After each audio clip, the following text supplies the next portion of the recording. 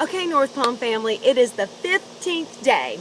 This is the day that we begin our march around the wall of our promises. Now, the number 15 represents a new direction.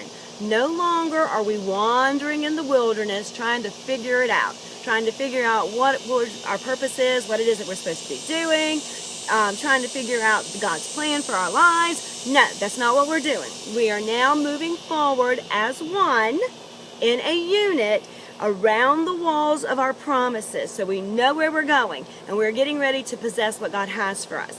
Now, this is the first day of our march, and the number 1 represents the singleness of mind. That means taking on the mind of Christ. We as a body are coming together as one unit in order to be able to accomplish this. Now, encased in those walls are many promises, many dreams, and they are for the betterment of the kingdom. That's why we have to get into the singleness of the mind of Christ. For you see, in taking on the mind of Christ, we have to take on that spirit of humility. We have to take on the mindset of what does the Father want? It's about His will and not ours. Because the Bible tells us that the earth is the Lord's and the fullness thereof.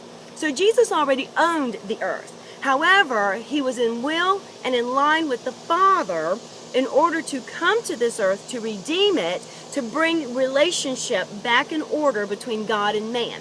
So our promises on the other side of that wall are more than just about us, more than just about our enjoyment and our pleasure. We're going to get that, it comes with it, but it's more than that.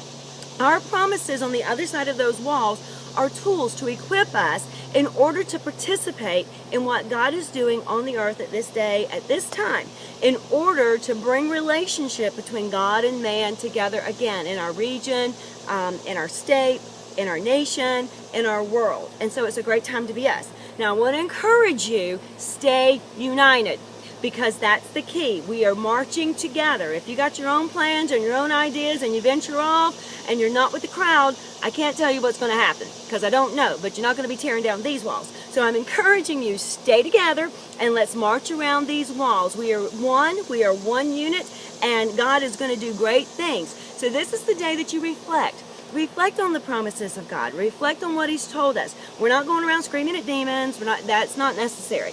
When they walked in silence because they were confident of who they were, of whose they were, and that what was on the other side of that wall belonged to them. So they didn't have to go around screaming and shouting, "Get out of my city, get out of my land, get away from my promise." They didn't have to do that because they already knew it was theirs and it was going to happen. So what they were doing was they were just silently confident, and they just knew what they were doing. And so I'm encouraging you today, walk like you own it. Walk in silence. Walk in confidence. You ain't got to tell the devil to go anywhere, okay? Because it's just not up to us to have to do that. You just be quiet. You just keep marching in confidence. I'm going to tell you, silence is golden. It terrifies him. It terrifies him. When we're just screaming at him, he's getting attention, and he loves that. He adores that, and he just likes all that attention. So don't even do that. Do not focus on him. Do not give him attention. Scare the hell out of him. It's time to do that. Walk like you own this. Stay together.